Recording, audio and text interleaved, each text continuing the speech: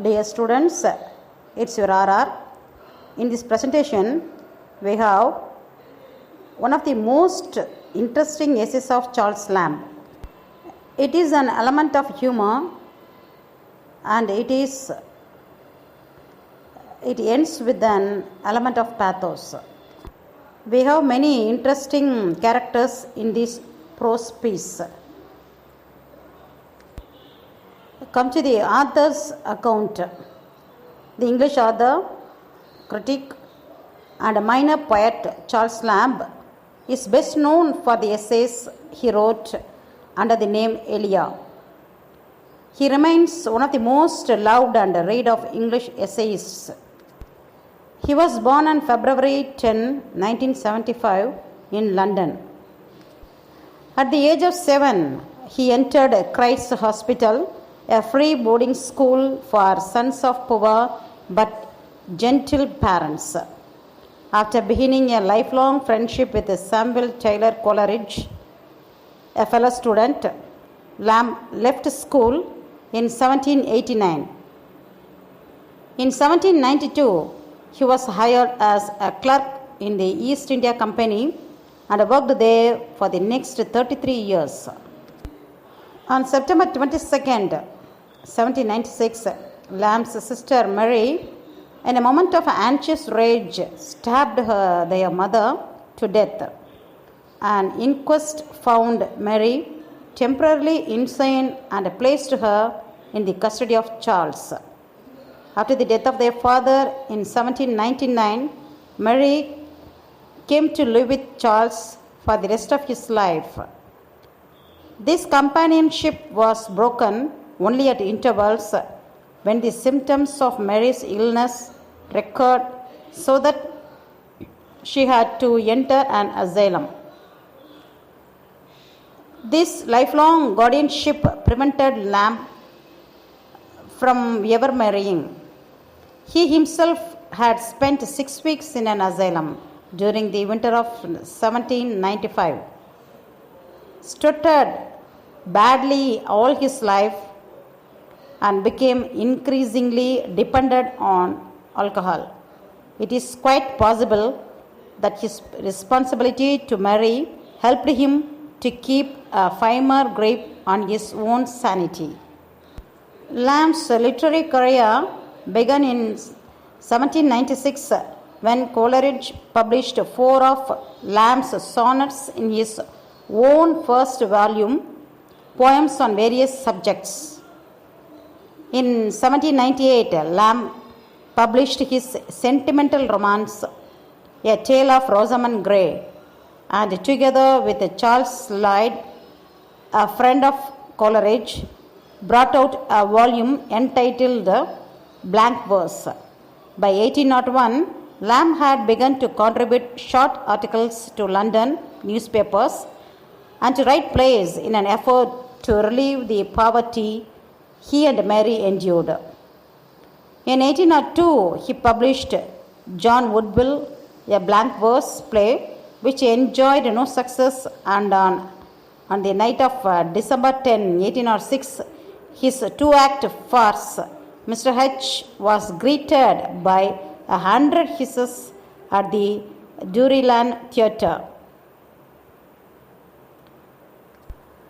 His essays on the genius and character of Hogarth and the tragedies of Shakespeare, published in Lehan's journal, The Reflector, in 1811. In 1818, he brought out a 2-volume collection, The Works of Charles Lamb. Ironically, his real literary career was yet to begin. From 1820 through 1825, he contributed a series of essays to the London Magazine, which were immensely popular. Though he wrote under the pseudonym Elia, these essays, like his letters, are intimate revelations of Lamb's own thoughts, emotions, and experiences of literature and life. He touches on few disturbing subjects. He prefers instead to look to the past for a sense of calm, stability, and changelessness. Yet beneath the wit, humor, and humanity of such essays as A Dissertation upon Roast Pig, Witches and Other Night Fears, and Dream Children, one finds a gentle nostalgia and melancholy. This bittersweet tone remains the hallmark of Lamb's style. In 1823, Charles and his sister Mary met and eventually adopted an orphan girl, Emma Isola. Charles ended his literary career in 1833 with his last work, Last Essays of Elia. In July, Emma's marriage to Charles' friend Edward Moxon left him depressed and lonely. 1 year later, the death of Coleridge made that loneliness acute. I feel how great a part he was of me, wrote Lamb.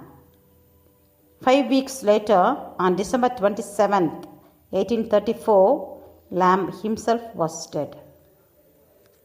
Now come to the prose piece, Poor Relations.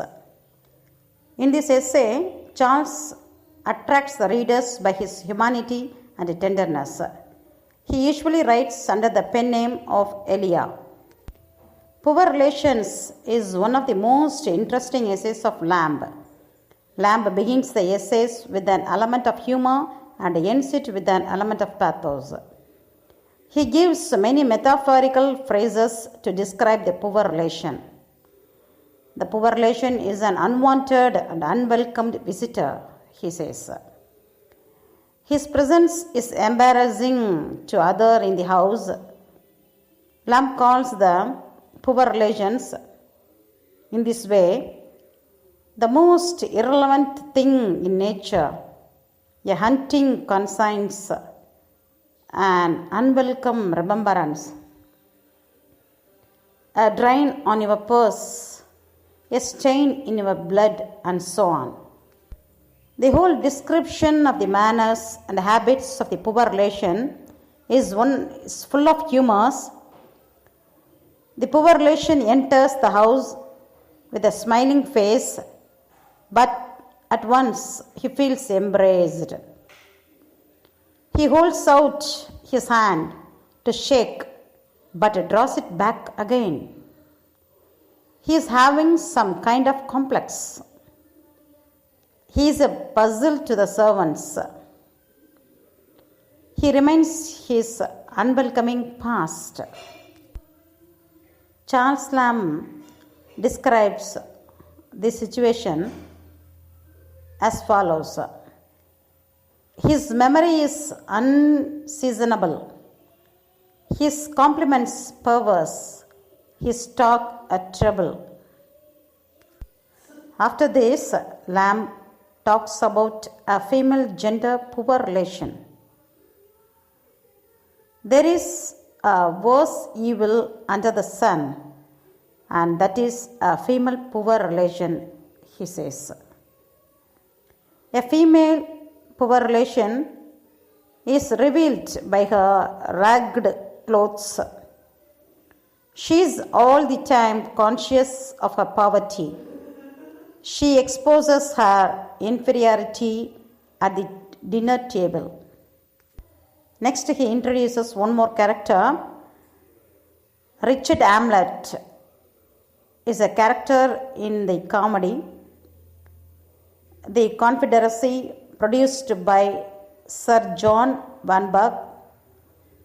He is a son of Mrs. Hamlet, a rich but vulgar trade woman. She stands as an obstacle to her son in marrying a rich lady. Lamb then gives an account of poor,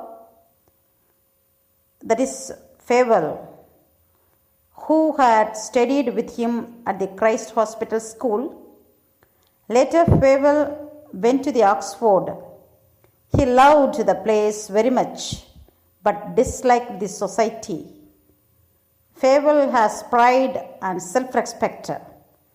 When his father, a house painter, settled near Oxford, he could not endure his poverty. He ran away from the university and joined the army.